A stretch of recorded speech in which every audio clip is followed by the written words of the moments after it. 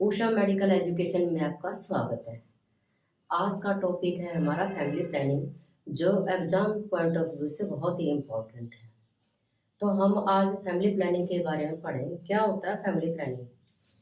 Family planning method एक ऐसा method है जिसके द्वारा एक एलिजिबल कपल यानी योग्य दंपति जो जिसकी उम्र 15 से 45 वर्ष के बीच में हो और पति पत्नी के रिश्ते में बंधे हों और वो अपने सीमित परिवार रखने के लिए बच्चे पैदा करें या उनमें अंतराल रखें, उसको हम फैमिली प्लानिंग मेथड कहते हैं या बर्थ कंट्रोल मेथड कहते हैं। अब इसके पर्पस क्या है फैमिली प्लानिंग के? सबसे पहले पॉपुलेशन कंट्रोल, क्योंकि जैसे हमारी भारत की आबादी पहले दूसरे नंबर पे होती थी और चीन एक नंबर पे होता था, लेकिन आज भारत की आबादी एक नंबर पे आ चुकी है। इसलिए चीन ने फैमिली प्लानिंग के मेथड से एक ही बच्चा पैदा करने के लिए मतलब जनता को कहा और जनता ने माना, क्योंकि सारी सुविधाएं उनकी वापसी ले ली गई। गवर्नमेंट की जो सुविधाएं होती हैं, फैमिली प्लानिंग को कंट्रोल करना बहुत ही जरूरी है। दूसरा, ये बच्चों में अंतराल रखने का फायदा होता है बहुत ज़्यादा। तीसरा ये है जो अनवांटेड चाइल्ड है उसको हम हटा सकते हैं। चौथा मेथड ये है, यदि मतलब बच्चा पैदा करने की 2 बच्चे चाहिए, 3 बच्चे चाहिए, एक बच्चा चाहिए, सीमित परिवार हम रख सकते हैं। और फैमिली प्लानिंग के जैसे कॉन्डम है उसके साधन के अनुसार सेक्सुअल ट्रांसमिटेड डिजीज को भी रोका जा सकता है और माता मृत्यु दर और जन्म दर और बालिका बालक मृत्यु दर को भी कम किया जा सकता है इस मेथड के द्वारा। अब हम फैमिली प्लानिंग मेथड के बारे में विस्तार से जानेंगे। क्या होता है family planning method? Family planning को क्लासिफिकेशन के हिसाब से दो दो भागों में बांटा गया है, टेम्परेरी मेथड और परमानेंट मेथड। टेम्परेरी मेथड में कुछ एक ऐसे साधन है जब तक जरूरत है उस टाइम तक मतलब उस साधन को अपनाओ और उसके बाद यदि बच्चा पैदा करना है तो उन साधनों को बंद कर दो, बच्चा मिल सकता है। परमानेंट मेथड वो मेथड होते हैं जिसके द्वारा हम सर्जरी के द्वारा ऑपरेशन कर देते हैं, मेल की वैसेक्टमी कर देते हैं और फीमेल की टोबैक्टमी कर देते हैं, जिसके बाद हम और यदि संतान की जरूरत है तो हम बच्चा पैदा नहीं कर सकते। ये परमानेंट मेथड होता है। अब हम टेम्परेरी मेथड के बारे में जानेंगे। टेम्परेरी मेथड में 4 मेथड आते हैं, barrier method, IUCD, intra uterine contraceptive device method आता है, हार्मोनल मेथड आता है, हार्मोन्स की पिल्स और इंजेक्शन होते हैं इसमें, और नेचुरल मेथड आता है। अब हम बेरियर मेथड के बारे में पढ़ेंगे। बेरियर मेथड में 2 मेथड आते हैं, एक फिजिकल मेथड, एक केमिकल मेथड। फिजिकल मेथड में क्या होते हैं, जैसे कॉन्डम, मेल कॉन्डम जो कि 98% सुरक्षित है, तो 2% फेलियर के चांस हो सकते हैं और ज्यादातर ये यूज भी किया जाता है। लेकिन ये जो न्यू मैरिड कपल है उसके लिए अच्छा नहीं है। क्यों? क्योंकि एक तो हीट प्रोड्यूस करता है, दूसरा जो एक्टिविटी होती है वो अनप्रीजेबल होती है। तो जो न्यू कपल है उनके लिए ओरल पिल्स अच्छी है या इम्प्लांटेशन अच्छा है।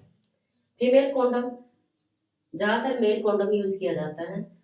डायफ्राम जिसको डच कैप भी कहते हैं, जो फीमेल की वेजाइना में लगाया जाता है।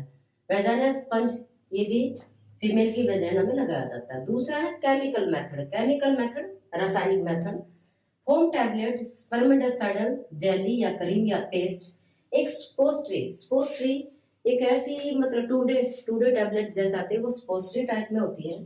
उसमें क्या होता है, जैसे इंटरकोर्स करते होते हैं तो उस टाइम लेडीज अपने वजाइना में स्पोस्ट्री लगा लेते हैं और स्पर्मिसाइडल मेथड को मतलब स्पर्म को या तो ये मेडिसिन मार देती है या उनकी जो क्षमता मोटिलिटी की कम कर देती है और जो मेल और फीमेल के गैमेट को मिलने से रोक देती है।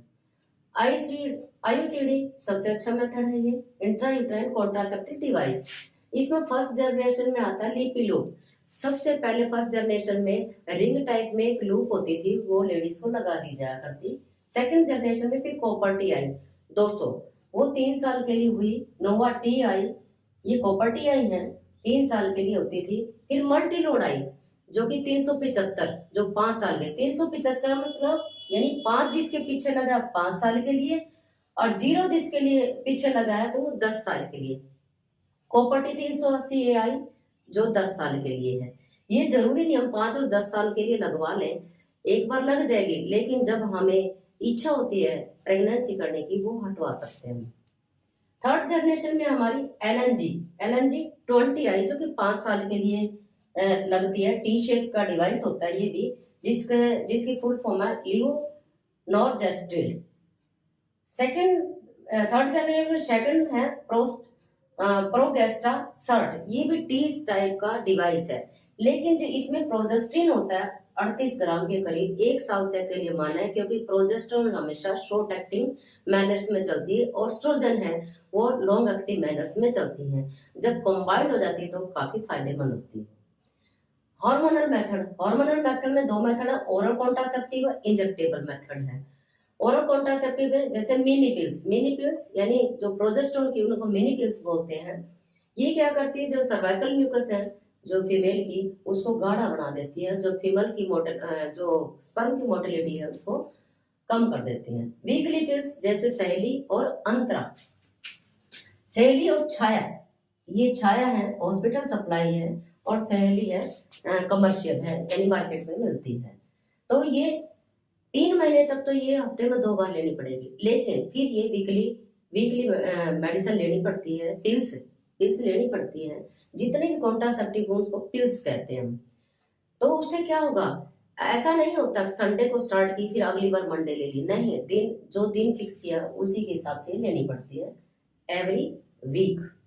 मंथली पिल्स में क्या होती है, जिसमें कंबाइंड पिल्स होती है, इसमें प्रोजेस्टेरोन ऑस्ट्रोजन दोनों ही मतलब हार्मोन्स होते हैं, और इसको माला डी और माला एन के नाम से भी कह सकते हैं। ये 28 गोली का पैकेट होता है जो 5वें दिन से स्टार्ट करते हैं।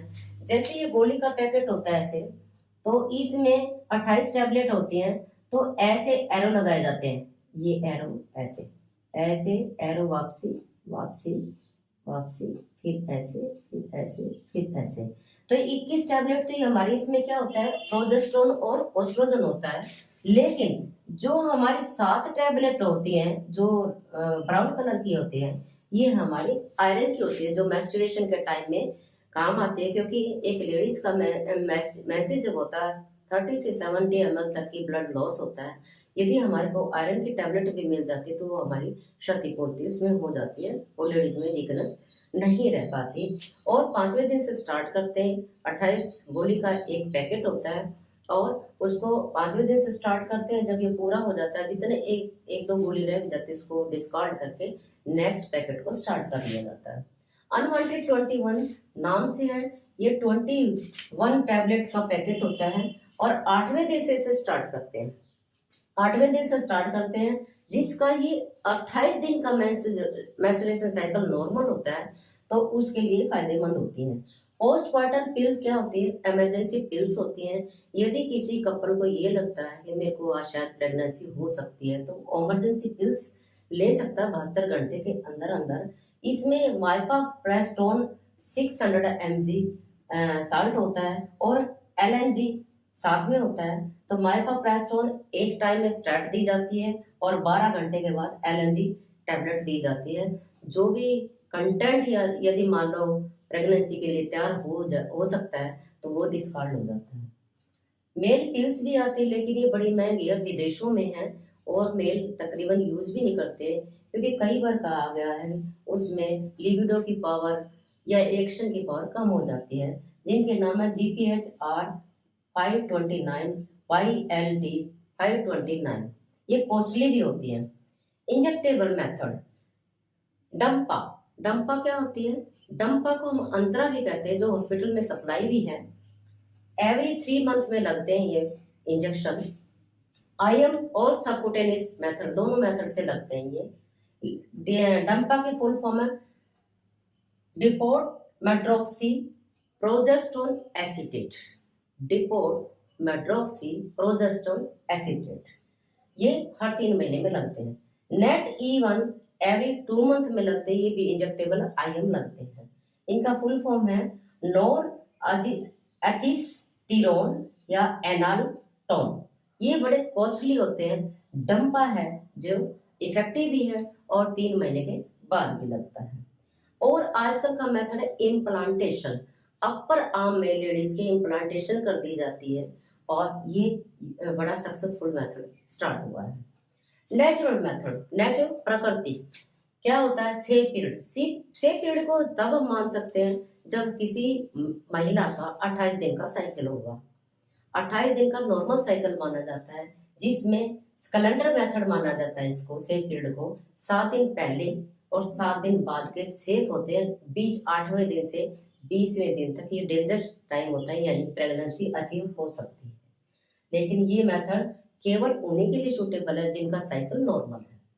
क्वार्टस इंटरप्ट या विड्रॉल, इसमें मेल और फीमेल जब एक्टिविटी करते हैं संभोग की क्रिया, तो उसमें ये जब जो हमारा सीमन होता है जब छूटने के लिए तैयार होता है, तो वेजाइना के बजाय बाहर की तरफ छोड़ दिया जाता है, तो इसको विड्रॉल मेथड भी कहते हैं। एब्स्टिनेंस सबसे अच्छा, संयम रखना, यानी 100% अचीव है। यदि हम संयम रखेंगे यानी क्वार्टस ही नहीं करेंगे, तो क्या होगा?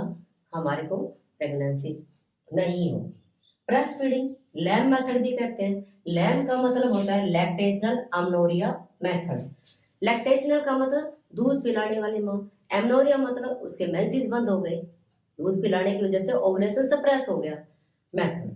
तो ये केवल 6 महीने तक वैलिड है।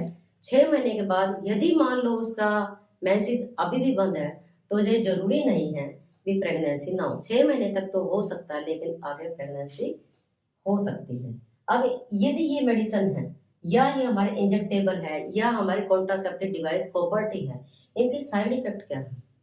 सबसे पहले अबनॉर्मल ब्लीडिंग। अबनॉर्मल का मतलब जो मंथली आती थी ब्लीडिंग, वो 15 दिन में भी आ सकती है, वो 1.5-2 महीने में भी आ सकती है, वो कम भी आ सकती है, और एक्सेसिव मात्रा में भी आ सकती है। पेन, लोअर बैक पेन होगा और अब्डोमेन बैक पेन होगा। यूट्राइन परफोरेशन, कई बार प्रॉपर्टी का देखा गया है कि प्रॉपर्टी हमारी यूट्रस के किसी कैविटी में के पार्ट में अडहियर कर जाती है, फंस जाती है, परफोरेट कर जाती है। लेकिन कई लोग कहते हैं कलेजे में चढ़ गई, मुंह पे आगे गर्दन, ऐसा नहीं होता, केवल यूट्राइन कैविटी में ही वो परफोरेट कर सकती है। पेल्विक इन्फेक्शन, ओपन एरिया है लेडीज का, नीचे से डिसेंडिंग इन्फेक्शन बहुत ज्यादा जल्दी जाता है, तो साफ सफाई की कमी के कारण भी पेल्विक इन्फेक्शन हो सकते हैं। स्पॉन्टेनियस एक्सपल्सन, प्रॉपर्टी की मेन बात यह है अपने आप ही कई बार एक्सपल्सन में आ जाती है, यानी बाहर निकल जाती है, जिसके परसेंटेज 12 से 20% है। एक्टोपिक प्रेगनेंसी, यदि प्रॉपर्टी ठीक से नहीं लगाई गई है, तो कई बार क्या होता है, एक्टोपिक प्रेगनेंसी यानी फ्लैपियन ट्यूब्स में प्रेगनेंसी हो सकती है, यानी भ्रूण का विकास हो सकता है, ओवेरियन में हो सकती है, अब्डोमेन में हो सकती है, इवन की सर्वाइकल सर्विक्स है उसके माउथ पे भी प्रेगनेंसी हो सकती है। तो ये हमारे सारे टेम्परेरी मेथड है। अब परमानेंट मेथड करेंगे हम। ट्रेडिशनल टोबैक्टमी और मिनी लैब, सेम चीज। टोबैक्टमी फेलोपियन ट्यूब्स लेडीज की होती हैं, ट्यूब को लाइगेट कर दिया जाता है दोनों तरफ से, और टोबैक्टमी कर देते हैं, जो कि परमानेंट मेथड में आती है। लेकिन लेप्रोस्कोपी स्टरलाइजेशन, पहले क्या करते थे, पहले जब जैसे फर्स्ट जनरेशन के हमारे जब ये प्रॉपर्टी लगाई जाती थी, उस टाइम में लेप्रोस्कोपी स्टरलाइजेशन करते, एलएसटी जिसको बोलते हैं, शॉर्ट फॉर्म एलएसटी। तो उसमें क्या होता था, लेडीज को स्पाइन पोजीशन, इस पोजीशन स्पाइन पोजीशन में लेटा के सिर नीचे की तरफ कर दिया जाता था, टांग एक साइड से नीचे कर दिया जाता थी, और मदर के अब्डोमेन छोटा सा अम्बलाइकस के इसके नीचे कट लगाते थे, और वहां से ट्रोकार अंदर घुसा के वहां से कार्बन डाइऑक्साइड की मात्रा 5 लीटर के करीब डाली जाती थी, इससे पेट फूल जाता था। और फिर ताकि विजुअलाइज अच्छी तरह फेलोपियन ट्यूब्स हो उसके, लेप्रोस्कोप ट्रोकाइड से लेप्रोस्कोप को घुसाया जाता था, तो उसमें लेप्रोस्कोप में लाइट भी होती है और उसमें रिंग भी लगे होते थे। जैसे फेलोपियन ट्यूब्स को देखा, उन दोनों पे रिंग अटैच कर दिए जा करते और श्रिंकेज हो जाती थी वो, तो हमारी लेप्रोस्कोपिक टुबेक्टमी हो जाती थी कई बार। लेकिन जैसे ओवरी के नीचे लिगामेंट है, वो सेम फ्लैपेन ट्यूब्स के नीचे, सॉरी फ्लैपेन ट्यूब्स के नीचे जो लिगामेंट है वो सेम फ्लैपेन ट्यूब्स जैसे है, लेकिन कई बार वो लिगामेंट पे अडियर कर दिए जाया करते, तो हमारी लेप्रोस्कोपिक टुबेक्टमी फेल हो जाती थी, क्योंकि सेम। आजकल डॉक्टर ने क्या किया, फ्लैपियन ट्यूब्स के साथ अटैच होती है फिम्ब्रिया, फिंगर लाइक स्ट्रक्चर होती है। वो फिम्ब्रिया को देख लेते हैं, ये फ्लैपियन ट्यूब्स ही वाकई में, क्योंकि फ्लैपियन ट्यूब्स और वो लिगामेंट्स सेम है जो उसको फ्लैपियन ट्यूब को सपोर्ट करते हैं। तो ये फेलियर के काफ़ी चांस होते थे। मेल की वेसेक्टमी बहुत अच्छी है और इसमें कोई ज़्यादा दिक्कत भी नहीं आती, लेकिन कुछ सावधानियां इसमें यूज करनी पड़ती हैं। जैसे जैसे ही मेल की वेसेक्टमी, उस टाइम में मेल को 48 घंटे तक कोई भी हैवी वर्क नहीं करना पड़ता। दूसरा है, हफ्ते में उसको संभोग की क्रिया को रोकना होगा, क्योंकि जो वास्ट डिफरेंस है जहाँ से हम थोड़ा सा स्पेकल लगाते हैं या रिंग लगाते हैं, तो वहां पे क्या होता है, कुछ जो एक्टिव स्पर्म रह जाते हैं और जब हम संभोग करेंगे तो उसके बाद वो प्रेगनेंसी महिला को हो सकती है। तो हम यूज 3 महीने तक हम पेशेंट को यूज करने के लिए कहेंगे कॉन्डम। क्यों? क्योंकि यदि एक्टिव स्पर्म है तो प्रेगनेंसी ताकि ना हो पाए, और हम स्पर्म का एनालिसिस कराएंगे। ये स्पर्म उसमें नील हो जाते हैं, बाद में उसके नील अपने आप ही हो जाएंगे क्योंकि एक्टिविटी उनकी डेड हो जाएगी। अब हमने ये देखा फैमिली प्लानिंग के टेम्परेरी परमानेंट मेथड है, लेकिन सक्सेसफुल रेट इनका कितना है जो हम मेथड अपनाते हैं। जैसे इम्प्लांटेशन जो अपर आर्म में लेडीज को लगाया जाता है, ये 99.95% सक्सेस रेट है इनका, बहुत अच्छा है। जो कि स्टरलाइजेशन, लेकिन इसमें इन्फेक्शन के चांस भी बहुत होते हैं। स्टरलाइजेशन जैसे टुबैक्टमी और वॉसेक्टमी 99.5%। आईयूडी इंट्रायूट्राइन कॉन्ट्रासेप्टिव डिवाइस है, जैसे कॉपर्टी लगाते हैं 99.2%। पिल्स जो ओरल पिल्स हम खाते हैं वो 94% है, क्योंकि कई बार महिलाएं इसमें भूल जाती हैं और डोज मिस कर देती हैं, तो हो सकता है प्रेगनेंसी अचीव हो जाए। इंजेक्टेबल मेथड में भी 94% है। मान लो कोई 3 महीने की है, कोई 2 महीने की है, और लेडीज को यदि याद नहीं रहता, महीना लेस हो जाता है उसका, तो वो यहाँ पे प्रेगनेंसी अचीव हो सकती है। तो ये हमारे फैमिली प्लानिंग के मेथड है जो कि बहुत ज़रूरी है। और अब यदि फैमिली प्लानिंग के जो मेथड हैं जो अपनाए जाते हैं वो कैसे होने चाहिए। एक तो इजिली अफोर्ड, देखो 3 A आते हैं। एक्सेप्टेबल, एक्सेप्टेबल, अवेलेबल, हर जगह मिलने चाहिए। इजिली एक्सेप्टेबल, अवेलेबल, अफोर्डेबल, खरीदे में भी आने चाहिए ना, अफोर्डेबल। ये 3 A ऐसे हैं जो महिला है या पुरुष है यदि लेता है, एक्सेप्टेबल यानी वो एक्सेप्ट करने लायक होना चाहिए। कई लोग कॉन्डम नहीं यूज करना चाहते, तो एक्सेप्टेंस नहीं हुई ना। महिला एक्सेप्ट करे या पुरुष एक्सेप्ट करे, एक्सेप्टेबल होने, अवेलेबल, इजीली अवेलेबल होने चाहिए, हर जगह मिलने चाहिए। अफोर्डेबल होने चाहिए, उनकी पहुंच में होने चाहिए, खरीदने हैं या हमारे को हॉस्पिटल सप्लाई से मिले। चीपेबल, चीपेबल सस्ते भी होने चाहिए, तब क्योंकि ये तो नेचुरल थिंग्स हैं कि आपका कितनी बार यूज करने पड़ जाए, तो चीपेबल। और विस्तृत जानकारी उसके बारे में होनी चाहिए। तो इस टाइप की हमारी चीजें हैं जो हम ये मेथड अपनाने हैं, तो उसमें और पूरी जनता को स्वीकार्य भी होने चाहिए ऐसे मेथड। आपको ये वीडियो कैसी लगी? यदि ये वीडियो आपको अच्छी लगी तो लाइक कीजिए, शेयर कीजिए ताकि सभी मेडिकल स्टूडेंट को इसका फायदा हो सके। सब्सक्राइब कीजिए ताकि मेरा मोटिवेशन बढ़ सके, और कमेंट्स दीजिए यदि आपको कोई भी आगे के लिए कोई वीडियो चाहिए आगे, ताकि मैं वीडियो बनाऊं और आप तक भेज सकूं।